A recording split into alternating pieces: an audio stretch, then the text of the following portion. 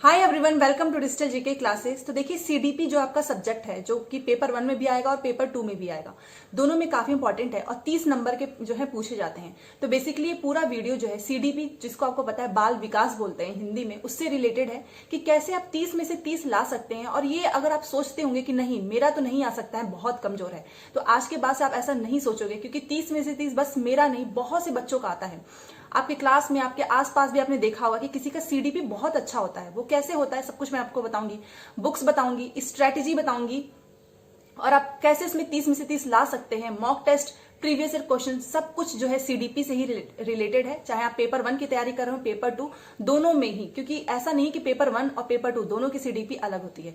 पूरा वीडियो देखिएगा। एंड जो लोग चैनल पे फर्स्ट टाइम आए हैं, प्लीज चैनल को सब्सक्राइब जरूर कीजिए, क्योंकि यहाँ से जो है सीटेट से रिलेटेड जो भी क्लासेस होते हैं, कैसे आप कम समय में तैयारी करो, कौन कौन सी चीजें आपको करनी चाहिए, वो सब कुछ यहाँ से प्रोवाइड होगी। इसलिए चैनल को सब्सक्राइब कर लेंगे तो आपको बहुत आसानी होगी और आपका पेपर जो है वो जरूर क्लियर होगा। देखिए सबसे पहले बात करते हैं कि सीटेट में जो है सीडीपी का उसका क्या रोल है। देखिए आपको पता है कि सीडीपी एक अलग सा सब्जेक्ट होता है। मान लीजिए आप Hindi, language, EVS, math, geography ये सब पढ़ते आते हो, चाहे आप बैंकिंग की तैयारी कर रहे हो, एसएससी की तैयारी कर रहे हो, बट एक जो सीडीपी सब्जेक्ट है ये हमको ट्रेनिंग के समय पढ़ाया जाता है। बहुत से लोग जो है अभी पहली बार देने जा रहे हैं, पहली बार इन द सेंस कि उनका अभी फर्स्ट सेमेस्टर भी कंप्लीट नहीं हुआ, जस्ट उन्होंने एडमिशन लिया है। तब हमको उतना समझ में नहीं आता है कि सीडीपी आखिर में है क्या। इतनी सारी चीजें हैं, थ्योरी है, बहुत टफ लगता है। जिन्होंने 2 साल कंप्लीट कर लिया उनके लिए थोड़ा आसान होता है। तो देखो आज के बाद से आपको कभी भी टफ नहीं लगेगा, क्योंकि मैं आपको बहुत स्मार्टली स्ट्रेटेजी बताने वाली हूँ, जो कि मैं हमेशा करती हूँ। कि मैंने जैसे जैसे एक होता नहीं कि पढ़ाई का एकदम क्रीम निकाल लेना कि आप इतना पढ़ लो फिर भी पास हो जाओगे, वही चीज मैं आपको बताऊंगी। मैं आपको नहीं बोलूंगी कि आपको पोथा पढ़ना है, बुक्स पढ़ना है, कोर्स लीजिए। इसलिए ये वीडियो आप सभी के लिए काफी इंपॉर्टेंट है। सबसे पहले आपको समझना होगा कि सीडीपी जो है वो टफ है या इजी है। अगर मैं अब कहूं तो मुझे ऐसा लगता है कि सीडीपी जो है आपके 5 सब्जेक्ट्स में से सबसे इजी होता है, क्योंकि जिसने पेडागोजी समझ लिया उसका सीटेट निकल जाएगा।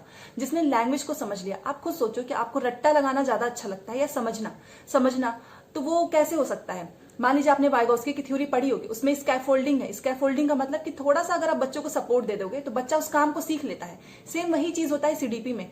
आपको आता तो बहुत अच्छे से, अगर आप किसी टीचर के साथ पढ़ते हो, मान लीजिए आप मेरे साथ जो है डेली प्रैक्टिस कर रहे हैं, तो जब भी मैं क्वेश्चन को आपको समझा देती हूँ तो आप उस क्वेश्चन का आंसर निकाल लेते हो।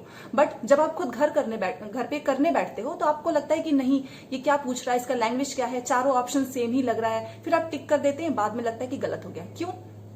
क्योंकि आपने किया तो अपने हिसाब से है, बट आपको एक सपोर्ट की जरूरत है इस टाइम पे। ये बहुत ही आपका जो है बहुत कीमती समय है इस टाइम का। और इस टाइम पे अगर आपने किसी भी टीचर के, मान लीजिए अगर मेरे साथ ही आप पढ़ रहे हो, तो मैं हर एक लैंग्वेज का जो है जितना बन सकता है हर एक वर्ड को बहुत अच्छे से समझाती हूँ, जो कि आप लोग खुद बोलते हो। उससे क्या होगा कि जब एग्जाम में कोई क्वेश्चन दिखेगा ना तो तुरंत क्लिक कर जाएगा कि हाँ उस टीचर ने आपको समझाया था। कई बार आपने देखा होगा कि हम खुद से पढ़ते हैं उतना नहीं आ पाता है, बट कोई दूसरा अगर हमको समझा देता है तो वो चीज हमारे दिमाग में आ जाती है। बस वही आपको भी वाइगोस्की के स्कैफोल्डिंग की थ्योरी के ही हिसाब से चलना है। कोई चीज नहीं समझ में आ रही है, अपने आप से मत पढ़ो उतना, टीचर की हेल्प ले लो, थोड़ा सा सपोर्ट मिल जाएगा, आपका पेपर जो है क्लियर हो जाएगा। ये दिमाग में रखना। दूसरी चीज कि सीडीपी का जो क्वेश्चंस होता है वो लैंग्वेज बहुत घुमा के पूछता है। पहले के जैसा नहीं है कि डायरेक्ट आपको स्टेजेस पूछेगा। अब क्या करेगा कि वो रीजन दे देगा। उसमें एजर्शन एंड रीजन वाले क्वेश्चंस बहुत इस बार पूछे गए थे, जो कथन और कारण वाला होता है। तो वो कैसी थिंकिंग डेवलप होगी, क्योंकि ये जो पेपर क्लियर करना है सीटेट का, जो सीडीपी है वो पूरा लैंग्वेज का ही खेल है। जो लैंग्वेज को समझ गया उसके लिए पेपर बहुत आसान है, जो लैंग्वेज नहीं समझा उसके लिए पेपर बहुत टफ है।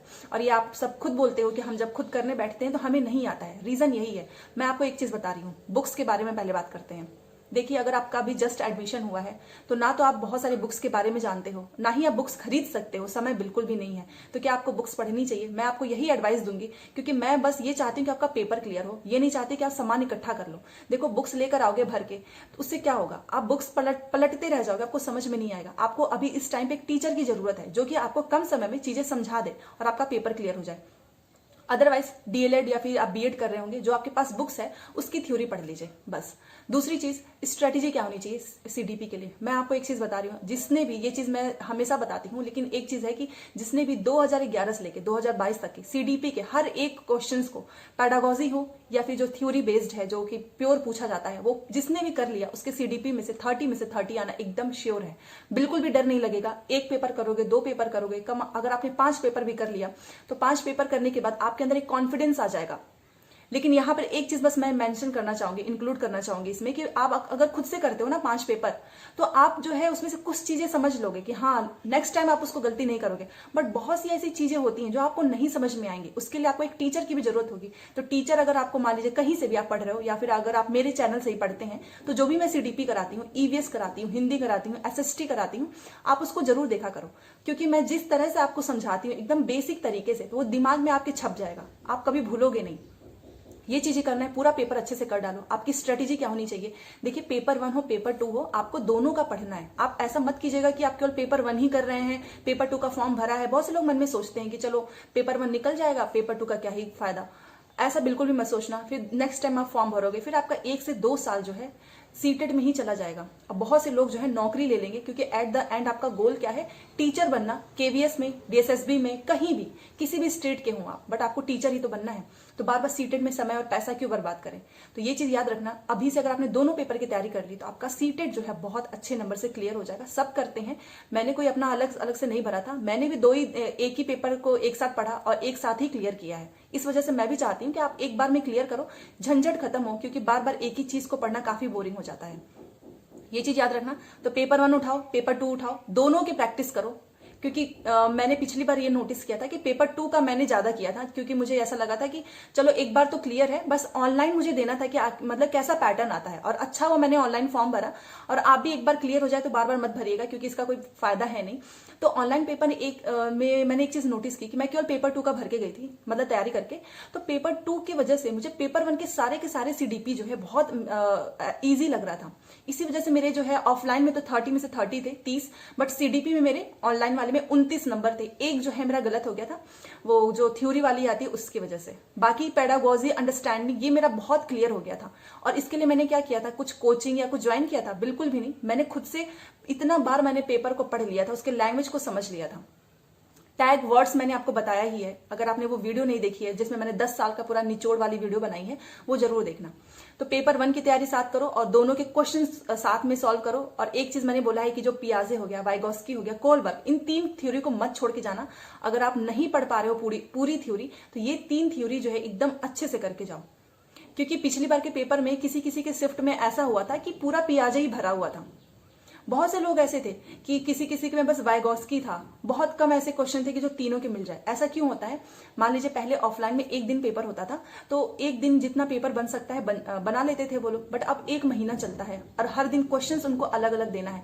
तो क्या वो पेपर जो है बाहर से थोड़ी ना उसमें क्वेश्चंस लेकर आएंगे? वही सारे क्वेश्चंस होते हैं, बस उसको क्या करता है, घुमा के पूछ देता है। तो जो लोग भी आज से डर रहे हैं, याद रखना, ज्यादा बुक्स के पीछे मत भागो। अब जो 3 थ्योरी है उसको अच्छे से क्लियर करो। अपनी खुद की एक स्ट्रेटेजी बनाओ कि सुबह से शाम तक आपको सीडीपी को कितने क्वेश्चन सॉल्व करने हैं। आपका शेड्यूल होना चाहिए हर दिन का। एक दिन पहले ही आप ये सोच लो कि अगले दिन आपको क्या पढ़ाई करनी है।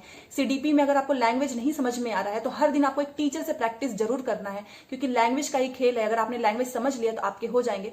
प्लस सबसे मोस्ट इंपॉर्टेंट, अगर अभी आपके नंबर कम आ रहे हैं प्रीवियस क्वेश्चन करने में, आपसे गलतियां आ रही हैं, तो डिमोटिवेट मत होना। ये सबके साथ होता है, मेरे साथ भी हुआ है। तभी मैं आपसे बोलती हूँ अगर आपके साथ ऐसा हो रहा है तो ये होगा, इसका मतलब आपकी लर्निंग हो रही है, आप सीख रहे हो। अगर आप करोगे ही नहीं तो आपसे गलतियां भी नहीं होंगी। तो ये तो अच्छी तरीका है ना कि अभी आपके गलत हो जा रहे हैं। अभी गलत हो रहा है तो एग्जाम में आप बिल्कुल भी गलत नहीं करोगे। तो गलत हो रहा है, टेंशन मत लो, नंबर बढ़ेंगे। जैसे जैसे आप समझने लगोगे, पढ़ने लगोगे अच्छे से, आपके नंबर जो है इंप्रूव हो जाएंगे। और फिर भी जिसके अभी भी 95, 100 इतने आ रहे हैं, तो इसका मतलब आप जो है बहुत अच्छा स्कोर करने वाले हैं। बस अच्छे से पढ़ाई करते रहो। प्रीवियस ईयर क्वेश्चन ही करना। मॉक टेस्ट मैंने पहले भी बोला है, मॉक टेस्ट लगाने की जरूरत नहीं है, क्योंकि आपको सीटेट के क्वेश्चंस करना है। तो सीडीपी से सब कुछ मैंने बता दिया है, थ्योरी भी बता दिया है। पेडागोजी आप कैसे करोगे, वो प्रीवियस ईयर क्वेश्चन से ही कर सकते हो, क्योंकि उसमें अगर आपने हर साल के सीटेट के बनाए हुए क्वेश्चंस को कर लिया, तो क्या आप गलत कर सकते हो पेडागोजी? बिल्कुल भी नहीं, क्योंकि वही वहां से पूछते हैं, रिपीट होते हैं सीटेट के क्वेश्चंस। तो आपका सीटेट 100% पास होगा, बिल्कुल भी डरने की जरूरत नहीं है। और मैं तो हुई आपके साथ, बस आप जो है डेली जो मैं क्लासेस कराती हूँ वो करते रहिए। इसके बाद से मैंने सोचा है कि जो दूसरे सारे सब्जेक्ट्स हैं, जैसे कि हिंदी हो गया, इंग्लिश हो गया, मैथ हो गया, इनसे रिलेटेड एक वीडियो जरूर लेकर आऊंगी। तो चैनल से जुड़े रहें, तभी जाकर आपको नोटिफिकेशंस वगैरह मिल पाएगा। टेलीग्राम पे भी आप जुड़ सकते हैं। कोई भी डाउट हो और कुछ भी आपको जानकारी चाहिए होगी तो कमेंट कर दीजिएगा, मैं उससे रिलेटेड वीडियो जरूर लेकर आऊंगी। Thanks for watching.